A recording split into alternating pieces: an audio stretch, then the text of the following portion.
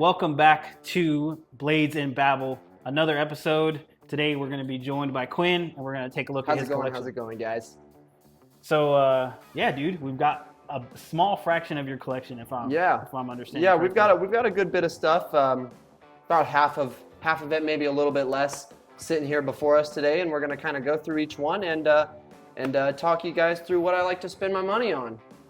I got a little bit of a sneak peek whenever you brought them in, so I was like, I'm not going in completely blind, but we'll start wherever you want to. You know, Sweet. Your lowest to highest, or maybe your most, sentimental if you want. Awesome, let's do it. Yeah, I've got them laid out in a loose order of cheapest to most expensive, so we'll just go ahead and dive in with number one. This is going to be the Gerber Jukebox. I love this little knife. This was one that was gifted to me by my wife when I kind of first got back into collecting, and she nor I really knew anything about, like, you know, a premium pocket knife, so she just thought I would love the look of it, which I do, man. That friction folder look with the nice cleaver-shaped blade. This was a very regular carry for me in the early phases of my collection. So this one holds a special place in my heart. That's cool. Yeah, I like the way this one looks. I've never been a fan of the front flipper, kind of thing, but just that cleaver with that scale, it's a nice deep black that's got these like waves in it and stuff, which it should be popping up on screen now. You guys can get a better look at these scales, but I think it's a nice little looking knife, especially to be maybe your first one or back into the fray, I guess you would say, like yours. And it's a cool gift. Obviously, some sentimental value coming from the wife. Absolutely, yeah. So shout out my wife on that one. Yeah, it's a cool little knife.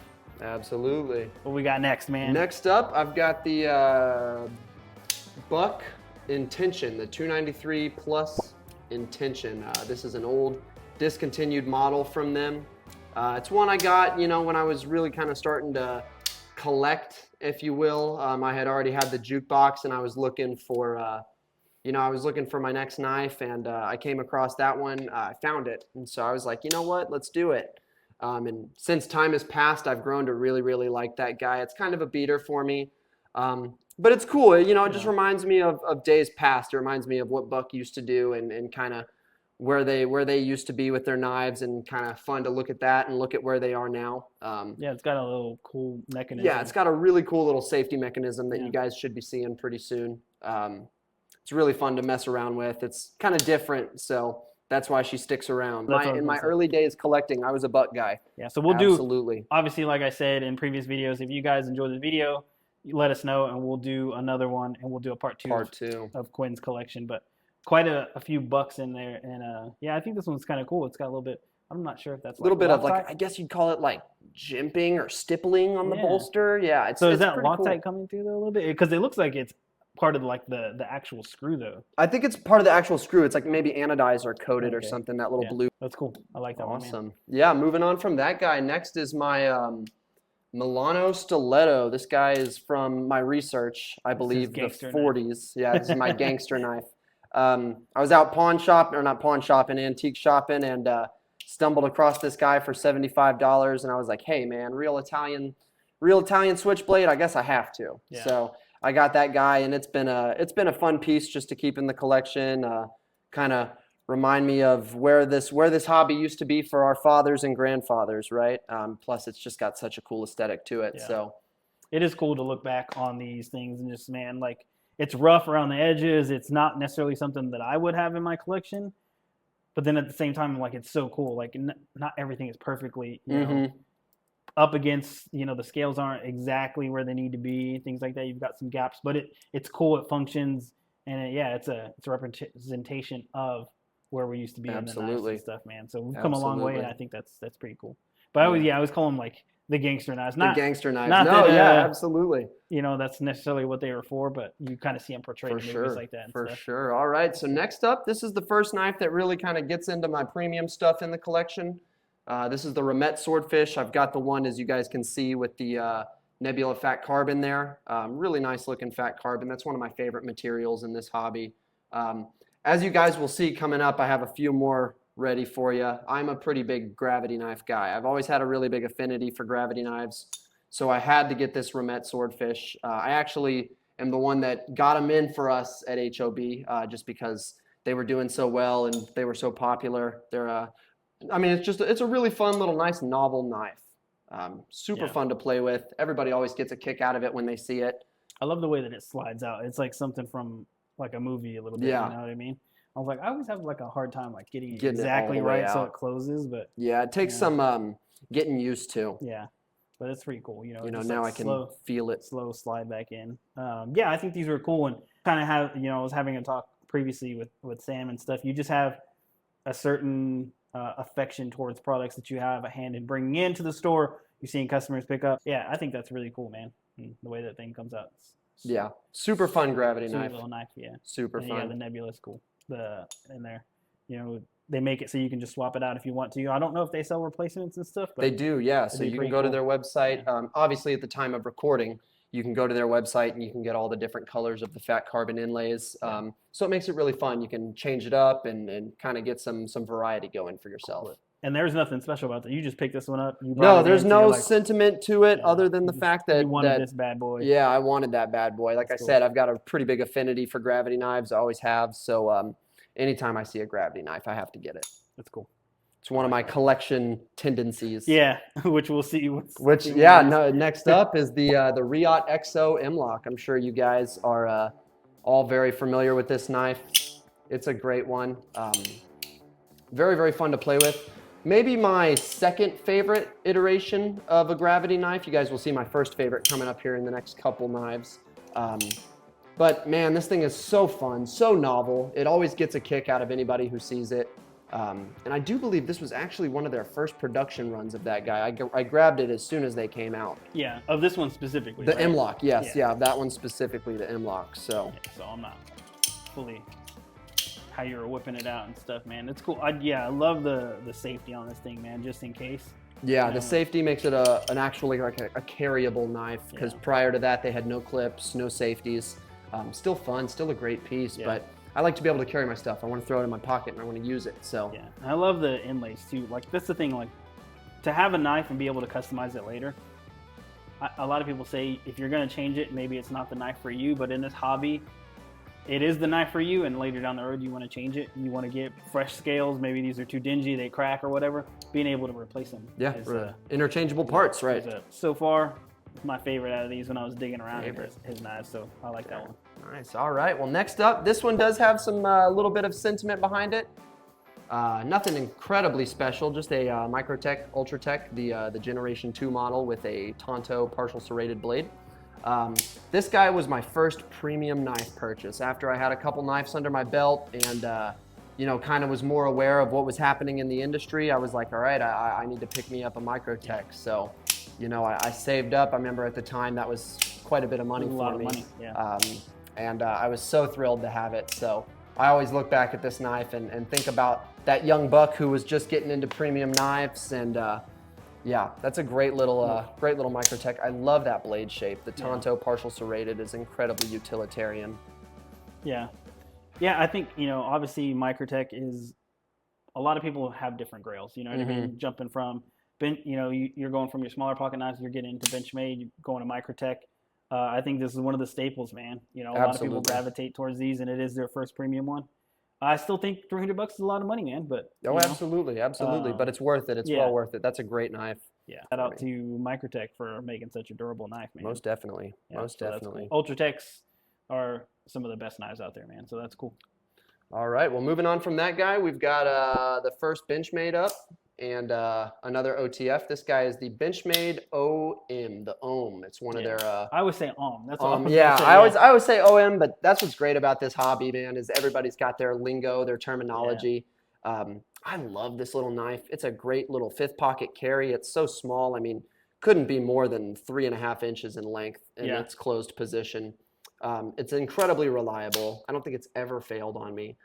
So, you know, I keep it in the collection and I throw it in my little fifth pocket every once in a while. Yeah. It's a good little small knife to keep on you. Yeah, and that's what I was, you know, saying before. I think everyone knows kind of, I'm not a fan of tiny knives. I think this one's really cool. but it's just, you know, the obviously the blade has to be thin to fit in here. Right. Yeah, absolutely. let That it one was ride if you need actually that one was a gift from a buddy. So Oh, cool. thanks, man. Yeah, I'm still using that knife. Yeah, that's a nice gift, man. I was It like, I'm is. sure this It's is an still incredibly pretty nice expensive, gift. so. Yeah. Yeah. I think I think 320s retail on that. So Yeah. yeah, I was really thrilled when my buddy was like, "Here you go." I was like, "Man, So the Benchmade you're awesome." You can fight us about it later in the comments. OM, tell us what you think. Yeah, that one's cool. Alrighty. Well, next up, you know, since I'm a Texas boy, I have to show some representation to the guys over at Tactile. So this knife came across the shop one day while I was here at work, and I just think that topographical iteration of the Rockwall is an incredible knife. It's very starking. You know, it's a very beautiful knife to look at. I'm a sucker for anything topographical. You know, we all have that one pattern that you gravitate towards. For me, it's definitely topo. Yeah, no, they did such a good job on this. I mean, this, like, when you talk Tactile, it's always the quality of everything, man. Like their milling, absolutely. the hardware, everything is just. I always say, none, you know, man. they put so much effort into their pins and they machine such nice pins. That's really what, to me, feels like their moneymaker. When I see their knives, I mean, and not that they're not making great money on their knives, but it just seems like a love language. You know, it just seems like something they're doing because they love to do it. And that shows in the finished product. It's an incredibly refined knife. It's a great little gentlemanly knife, something to throw in if I'm dressed a little nicer or going to see the in-laws or something. It's very presentable. Yeah, and they've always been such great partners to us. So obviously we gravitate to a lot of our collections. Tactile pins, tactile knives. You know, if you guys saw the previous video, got a pin on me right now. Yeah, you know, Sam's got a couple tactiles in his collection as well. And same goes for me. If we ever do a collection video of my stuff, I've got some tactile stuff to show. So we just can't be so close to the shop and not love their their stuff, exactly. man, I mean, you know, they invite us down and stuff like that. So maybe we should do a project. But that'd be really cool. I mean, I love this. When they did this, I think they should do it on a lot more models, but you know what I mean? You don't want to overkill something. Yeah, absolutely. I believe that one is a limited run too. So yeah, cool. I was thrilled to be able to pick one up. That's an incredible knife right there. Next up, this is going to be the Paragon Warlock by Asheville Steel. This knife is very special to me. I've only had it for maybe a year tops now.